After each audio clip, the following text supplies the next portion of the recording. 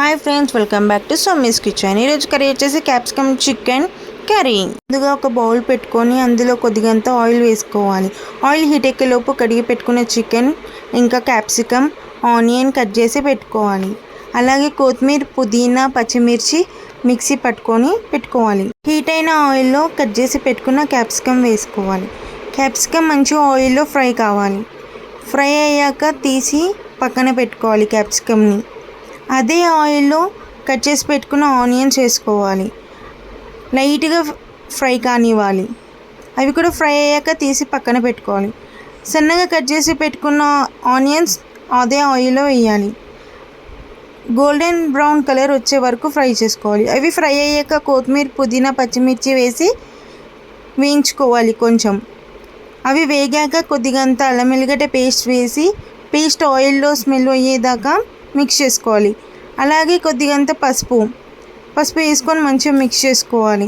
Mix చేసుకున్నాక కడిగి పెట్టుకున్న చికెన్ని వేసుకొని చికెన్ని మంచిగా మిక్స్ చేసుకోవాలి. ఆయిల్లో మిక్స్ చేసుకొని క్యాప్ పెట్టి ఒక 5 to 10 minutes కుక్ కానివ్వాలి. మిడిల్ చెక్ చేసుకుంటూ ఉండాలి. 50% ఆయిల్లోనే కుక్ అయిపోవాలి చికెన్. ఆయిల్లో కుక్ అయ్యాక టేస్ట్కి సరిపడా కారం అలాగే కొద్దిగంత ఉప్పు వేసుకొని మంచిగా మిక్స్ చేసుకొని ఒక 2 minutes అలానే ఉంచాలి. 2 minutes తర్వాత ఒక పెద్ద టమాటో కట్ చేయాలి. టమాటో వేసుకోవాలి.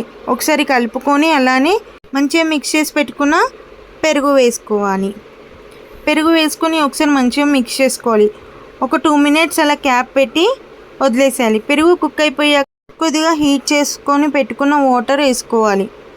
వాటర్ వేసుకొని ఒకసారి మిక్స్ చేసుకొని ఒక 5 minutes అలా క్యాప్ పెట్టి వదిలేసేయాలి. చికెన్ని క్యాప్ తీసుకొని చూడాలి. ఒకసారి చికెన్ ఉడికిందా లేదని కలుపుకోవాలి. ఒకసారి చికెన్ ఉడికినట్టయితే కొద్దిగంత కొబ్బరి పొడి అలాగే ధనియాల పొడి కొద్దిగంత గరం మసాలా వేసుకొని మంచిగా మిక్స్ చేసుకోవాలి. ఒక 2 minutes అలా వదిలేసేయాలి. వదిలేసినాక ఫ్రై చేసి పెట్టుకున్న వెజిటేబుల్స్ అన్నీ అందులో వేసుకొని ఒక 5 minutes అట్లా కుక్ కానివ్వాలి. క్యాప్ పెట్టేసి వదిలేసేయాలి. మళ్ళీ ఒక 5 minutes తర్వాత తీసి చూడాలి.